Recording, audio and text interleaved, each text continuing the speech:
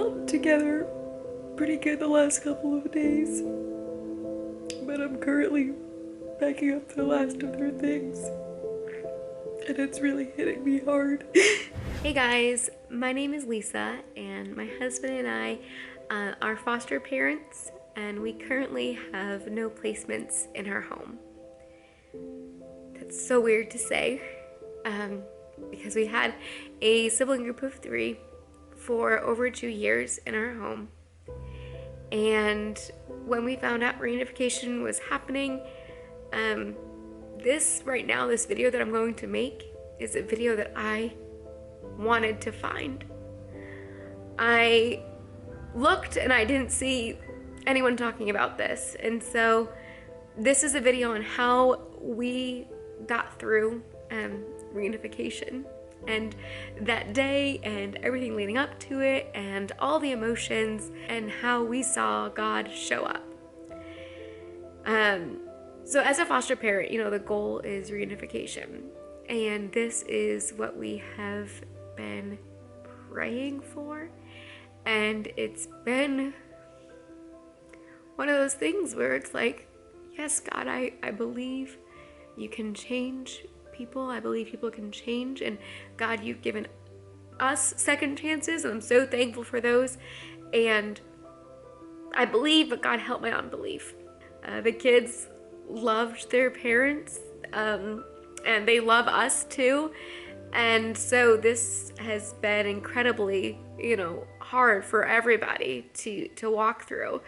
You can definitely go back and watch, the last 2 years, but specifically if you are walking the road of reunification right now, I just want to walk through all the emotions that we went through and how I'm so thankful for how it ended, and it really is all glory to God. In fact, I made my first YouTube shorts. You can definitely go and check that out, and it's just a minute long of the journey, and the song that I used is "You Get the Glory from This," because I hope that through all of this, God gets the glory. You expect reunification at the very beginning, that's what it is, but then the longer kids are in your home, you're like, well, if they need a permanent home, are we willing to do that? And my husband and I had to talk about that, and we were definitely willing if the kids needed that, and at times it really looked like this case would need to move towards adoption, and yet our hearts would break in those moments because we knew that the parents could do what they needed to do, and we just wanted them to hurry up and get it done. The longer it went on, the harder it was for the kids, for us, for the parents, for everybody involved, because you're like, we can't just live in limbo, forever. And limbo is honestly just given with foster care. And it's also just the hardest to walk through. And so in our future placements, I really hope I can figure out better how to live in the limbo. But anyways, so, we knew reunification is the goal, but yet there were some really things that we just didn't really know. As foster parents, we were left in the dark a lot, and so we really didn't know until courts. And so at the court that was at the end of last year, it was kind of given that, if everything went according to plan, this is definitely moving towards reunification. And talking with people on the team, it seemed like it was probably 6 months out. That was gonna, the earliest it would probably be. So my mind was starting to think, okay, just readjusting, it'll be 6 months out. Then it was actually 2 months instead of 6 months that we found out, no, the kids are gonna be going home in 7 weeks. And so that was just complete, I guess, shock. Oh, this is really happening. I wasn't really sure if it was going to happen, but oh, this is happening. So at first I was just absolutely shocked. And then I was in deep grief for about the first week and a half. And so during that time I went to a foster care conference. You can watch the video on that. And then when I actually got back from that conference, I spent the next like 3 days in bed. Obviously, like I was still a mom at the time, and so taking care of the kids' needs. But whenever they were napping, or even whenever Peter could be out here, watching them, I was napping. I couldn't get out of bed. It lasted for about 3 or 4 days. And then I realized I can't keep living like this. This is ridiculous. And it was just so hard. We were planning on, trying to do so much in the time we had with the kids. And then I was feeling guilty that I was just like in bed and couldn't get myself out of bed. And it was just like amounts of like so much guilt. And so I finally was like, no, we gotta do this. And so we had 2 more weekends really with them, because then the third weekend we had actually scheduled a 10-year anniversary cruise. And we planned it then because there was not supposed to be anything happening. It was just supposed to be a normal time in our life. I will be editing video on that cruise shortly, because I'm gonna need to take a break, from foster care videos for a while. But I wanted to make sure I get this video out there while it's all fresh. At the time of filming this, we are a week out from reunification. So it's still very fresh, and so I wanted to make this, well, it was fresh. So anyway, so shock was first, then deep grief. And I was like, oh my goodness, I can't believe that we scheduled this 10-year anniversary cruise now. We didn't pay like the extra insurance because we're like, no matter what, we're taking it. And well, we took it. And that was like 11 days of those 7 weeks that Peter and I weren't even here. And so I felt like immense like guilt about that as well. But it was very good timing because as you can imagine, like behaviors got harder the closer we were to reunification, because they're switching who their authority figure is. It's not us anymore, it's their parents, and yet they were still, in our home for all the mornings and most evenings. And so it's just, okay, how do we handle these emotions? And so it was very, very trying, for sure, for us. And then for a while, I was really in denial that this was happening. And it was somewhere on our cruise that it went from denial to acceptance, and just kind of, okay, this is what is happening. When we were on our cruise is when the first overnight weekend started. I was so incredibly stressed leaving before our cruise, because there was so much to do. There were so many appointments. At that point, we were providing transportation for the visits, and so then my parents who were watching the kids, and they were providing transportation, so then meeting parents like almost halfway. And really the month of March, after we got back from our cruise, at that point we only had 5 days. Even though the kids were in our home for several more weeks, we only had 5 more days where there wasn't any visits. So visits went to like 5 times a week. So that got, quite a lot, but it was good. Like I'm so thankful for the relationship that we were able to start building with the parents.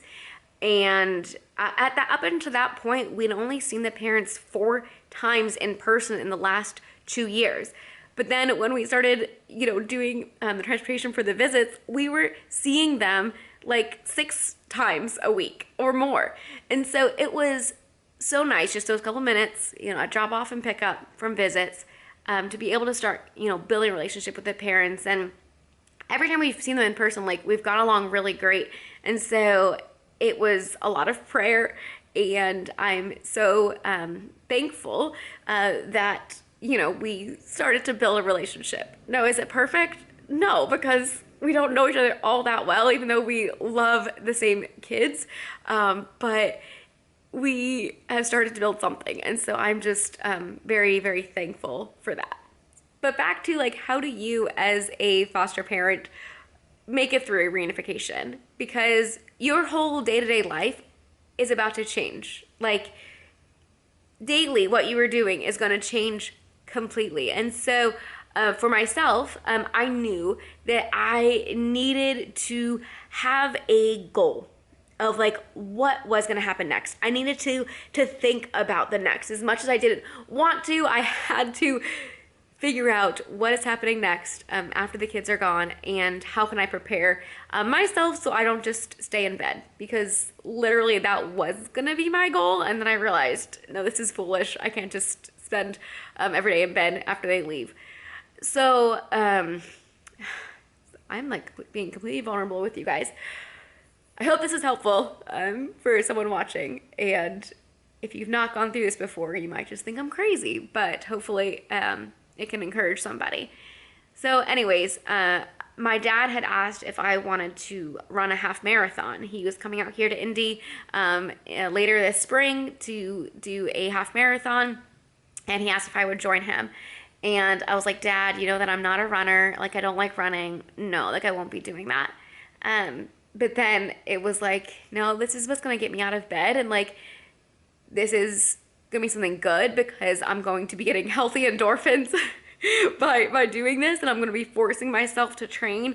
So I started training in February, soon after we found out about reunification. When we went on the cruise, I was like, well, I'll film some of this, and so I'll be editing some fun videos pretty soon here. So it'll be a lot of really fun, amazing, beautiful scenery coming to you, and a lot of budget travel tips, because that's kind of how our channel, you know, started before. And so I'm excited to take a little break from the foster care world and focus on some budget travel tips. So those videos will be coming your way. Super excited about those. And then there are a couple other things in the works, and I have some friends coming to visit in May, and some family coming in May, so that'll be great.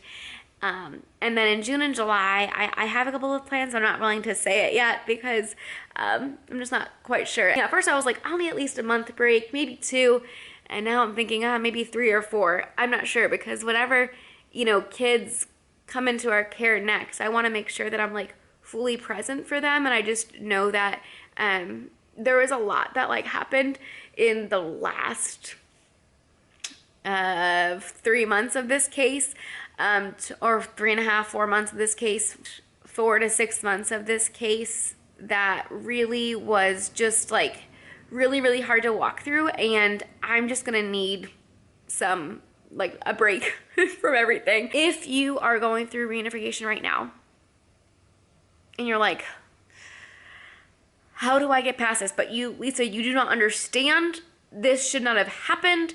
This is not right for this case. This is not right for this child. I get it. Like, we want to try to control it ourselves, and there are definitely ways you can advocate. I was 100% advocating for the kids up to the moment they were back with their parents. Because that's our role as a foster parent, to say, hey, this is going on. I'm noticing this behavior. Talk to this therapist about that. Hey, what support can we give for this child? But at the end of the day, realize, like, that's all you can do. And you gotta give it up to God, because He is able to watch them and be with them when you're not able to. And I wanted to really finish this case well, and finish this case strong. And yet, it was the last 2 weeks of the kids being here. Something happened 2 weeks before they were going to leave, to where I got to my absolute breaking point.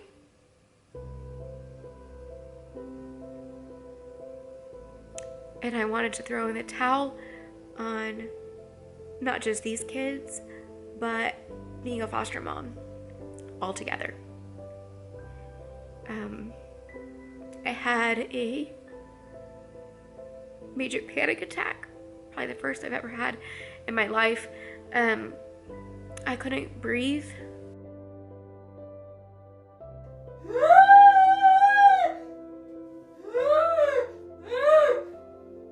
Lisa, you gotta calm down. It's gonna be okay.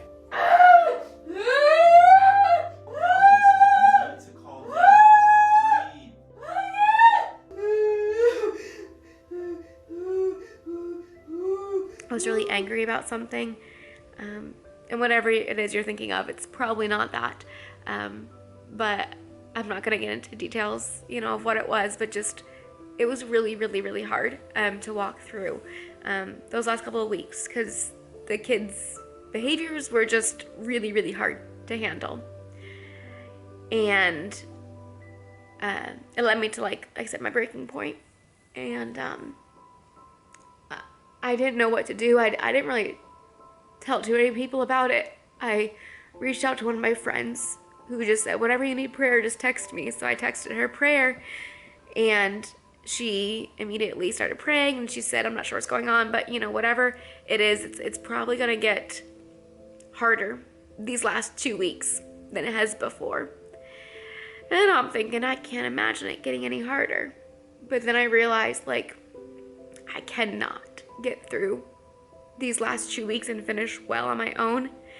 And so I asked everyone we knew, and I had a friend and my mom put together a hourly prayer for us. One of the kids were in our home, and we literally felt their prayers. There was one time when I messaged a friend. I said, oh my goodness, it was so good having these prayers. I said the middle really opened up to us about her emotions and just how she's feeling, and she hadn't been able to really process that yet. And she's like, that is exactly what I was praying for this hour.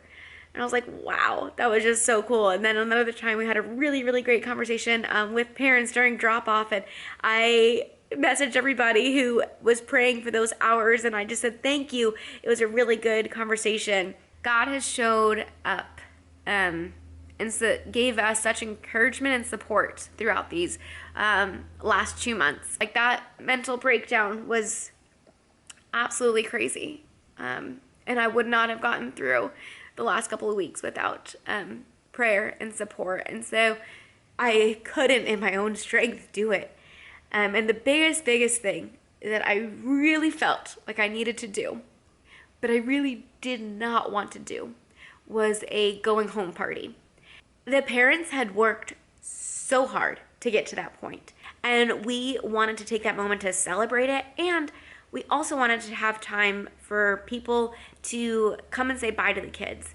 The kids, of course, wanted to have so many play dates those last 7 weeks, but with them being at their parents' 5 out of the 7 days, and then the 2 days that we had them were school nights, so there was homework and other activities. We really didn't have a lot of time that we could have just play dates. And so this was a time for everyone to gather, just have one last, send off for the kids.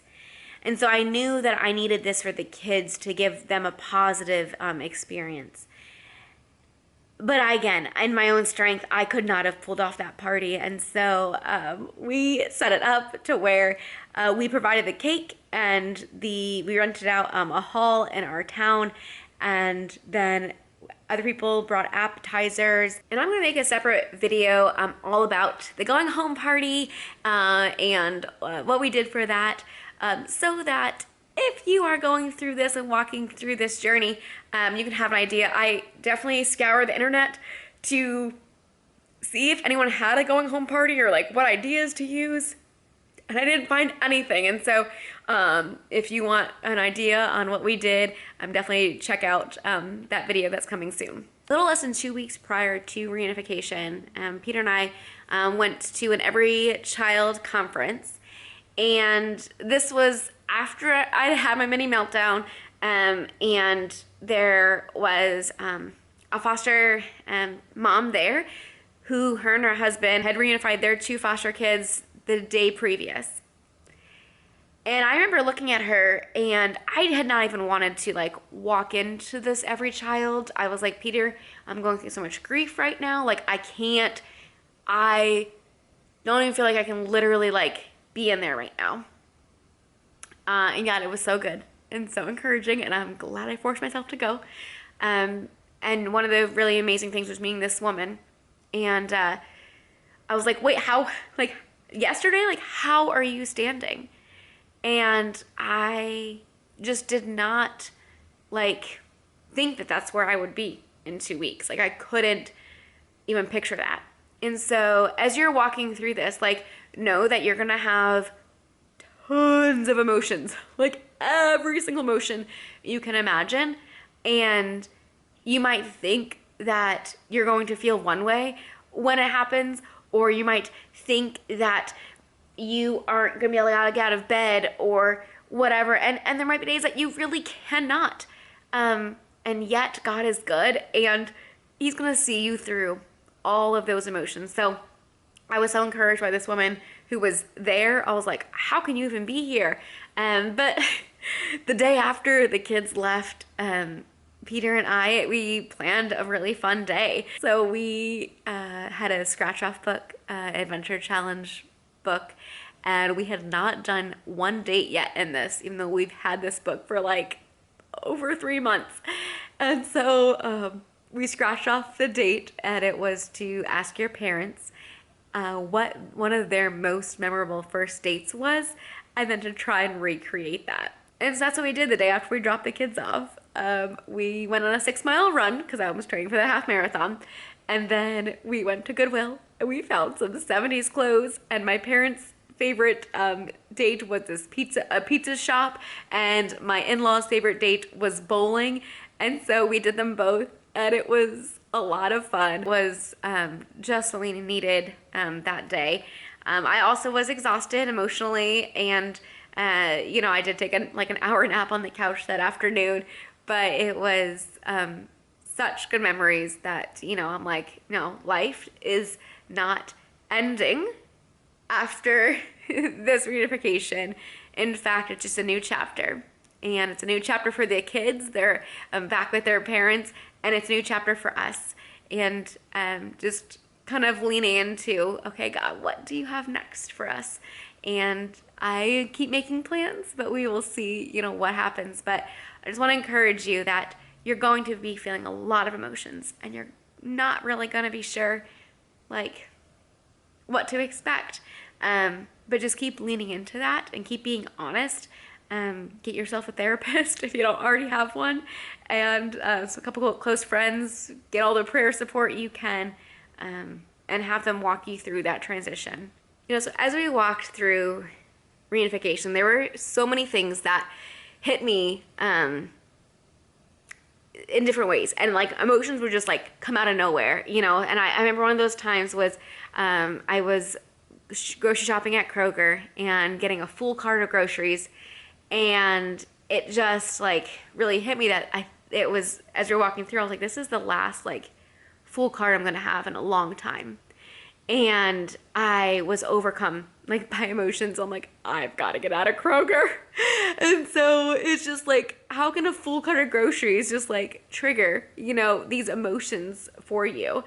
Also, I remember as we were walking through, just having this, feeling like I'm on a fast moving train and I can't stop this train.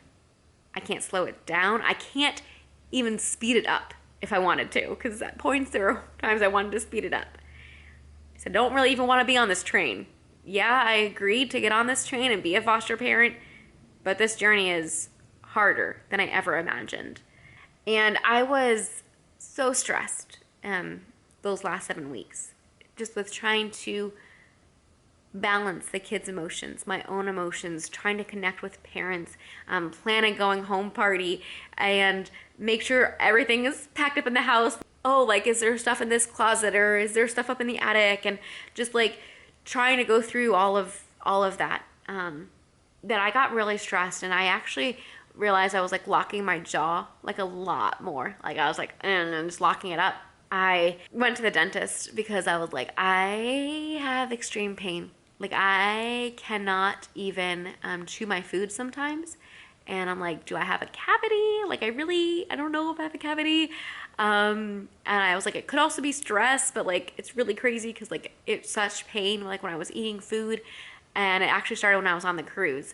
That's when the pain really started. And he was well, definitely it looks like stress, and my best recommendation is try to reduce the stress in your life. I didn't tell him what was going on, but I'm I can't really reduce it, I feel you probably have, this is a weird side note right now, but you probably haven't even noticed. Maybe you haven't in some of my videos, but I'm missing a tooth back here.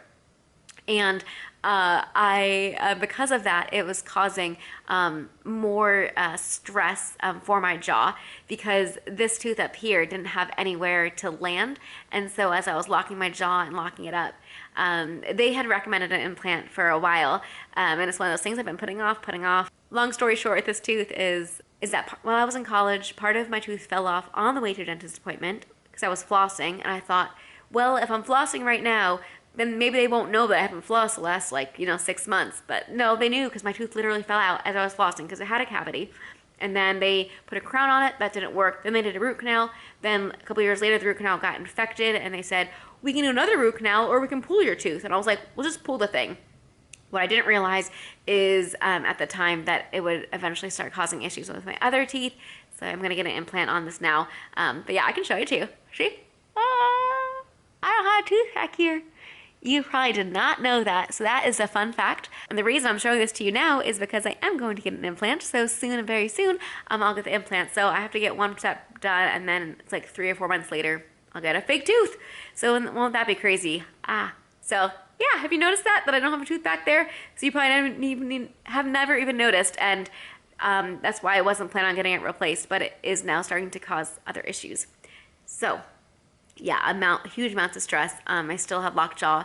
Currently, a lot of times getting through the nights with taking ibuprofen because my muscle is basically pulled, and it's just going to take a long time for it to heal, unfortunately. It wasn't until 2 days prior, so even after their going home party and all of that, but 2 days prior to them reunifying, that I had my breakdown moment. And I had a friend that gave the kids a book, and it was a really good friend of ours. She was almost like a grandma to the kids. And yeah, I'll go ahead and show you this clip and where I was at when I was packing up the kids' stuff.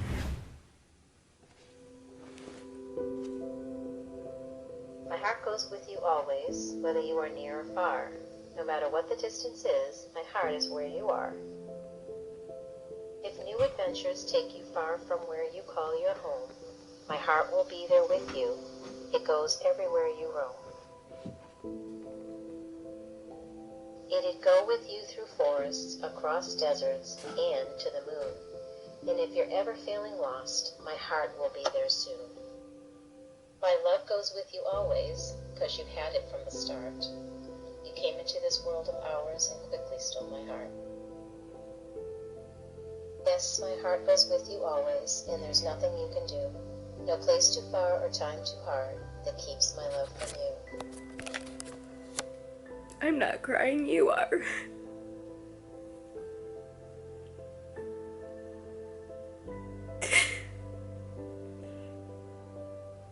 I held it together pretty good the last couple of days. But I'm currently packing up the last of their things. And it's really hitting me hard. And I don't really want to be filming right now. But I know that I want to remember this and just, how much I love them. I was doing really good today. Tomorrow is our last full day with them. And we're doing a yes day. And so it's just focusing on a lot of fun, and I don't know, in the evening, if I'll really have time to do anything. I don't really want to be packing the very last day, so we're doing it now. Peter's rummaging through the van to see the last of the stuff that we have there. Finding socks and books and things like that. And I was just in the playroom and the art closet, just getting the last things and packed up the last of their clothes.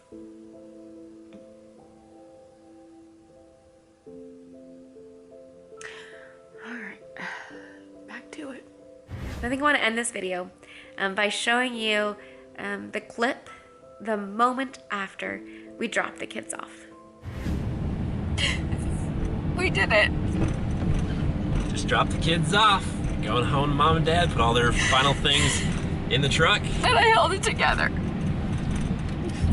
Got to have some good last communication. Well, not last, but some good saying goodbye, whatever. Yeah. With the kids today, and then talking to parents today. It's great. I'm pretty hopeful for continuing communication moving forward. We're so proud of the parents and all the work they've done getting to this point, and so excited for them to be able to celebrate and reunite. So it's a beautiful thing, and praying for, and we're told we're here for them. We said, hey, if you guys want a date night or a weekend away or whatever, just need a break at some point, let us know. Yeah. Yeah, really hopeful. I think this is going to be great. And it really helped that, like, the kids, they love their parents, and, like, they kept asking, like, when can we go back? When can we go back? And then as we have been making this drive a lot, once we started doing unsupervised visits, Peter and I provided transportation almost halfway. And so whenever we would get in the car, the youngest, Bubby, he would ask, Mommy, Daddy? Like, are we going to go see Mommy and Daddy now?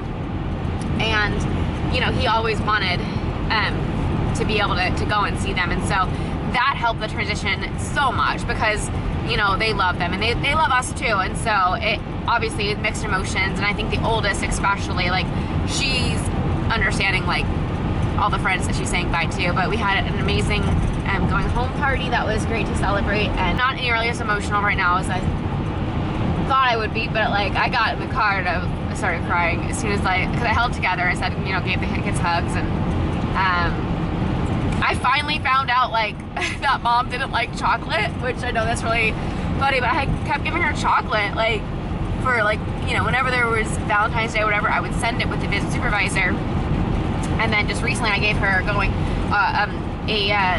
proud of you Reunification Day gift, and I had included chocolate in it. Well, at the going home party, I found out she doesn't like chocolate. So I was like, well, what do you like? And she's like, I didn't want to tell you because I didn't want you to feel bad. I was like, you gotta tell me these things, otherwise I'm not gonna know.